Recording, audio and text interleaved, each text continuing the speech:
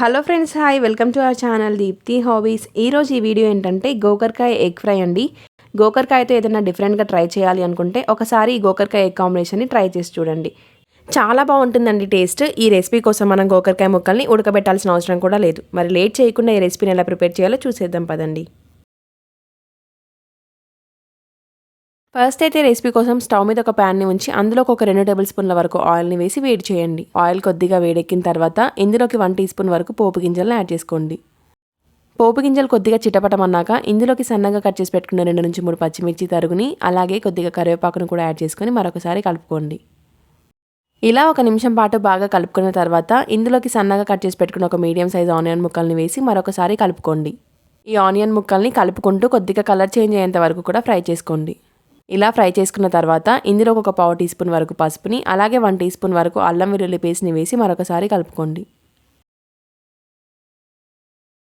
ఈ అల్లం వెల్లుల్లి పేస్ట్ని పచ్చివాసన పోయేలాగా కలుపుకోండి. ఇలా అల్లం వెల్లుల్లి పేస్ట్ ఆయిల్లో బాగా వేగిన తర్వాత ఇందులోకి 1 ఇంచ్ మందంగా కట్ చేసి పెట్టుకున్న గోకరకాయ ముక్కల్ని యాడ్ చేసుకోండి. నేను ఇక్కడ పావు కేజీ వరకు ముక్కల్ని యాడ్ చేసుకున్నానండి. ఈ ముక్కల్ని ఆయిల్లో ఒక 2 నిమిషాల పాటు బాగా కలుపుకుంటూ ఫ్రై చేసుకోండి. ఇలా కలుపుకున్నాక ఇందులోకి టేస్ట్కి తగినంత సాల్ట్ని ఈ స్టేజ్లోనే యాడ్ చేసుకుని మరొకసారి కలుపుకోండి. ఇలా బాగా కలుపుకున్న తర్వాత మూత పెట్టేసి ముక్కల్ని మెత్తగా మగ్గనివ్వండి. ఇలా మధ్య మధ్యలో కలుపుకుంటూ కుక్ చేసుకోండి, లేదంటే అడుగు పట్టేస్తుంది. మీకు ఈ గోకరకాయ ముక్కలు ముదురుండి అడుగంటుతున్నాయి, ఉడకట్లేదు అని అనుకుంటే ప్యాన్ పై ప్లేట్ని ఉంచి ప్లేట్ పై వాటర్ని వేసి కూడా మగ్గించవచ్చు ముక్కల్ని. మీరు కావాలి అనుకుంటే ఇదే కర్రీని ముక్కల్ని ముందే ఉడకబెట్టుకొని కూడా సేమ్ ఇదే ప్రాసెస్లో ప్రిపేర్ చేసుకోవచ్చండి. ముక్కలు బాగా వేగిన తర్వాత ఇందులోకి 1 టేబుల్ స్పూన్ వరకు కారాన్ని, అలాగే 1 టీ స్పూన్ వరకు ధనియాల పొడిని, పావు టీ స్పూన్ వరకు గరం మసాలాను వేసి మరొకసారి కలుపుకోండి.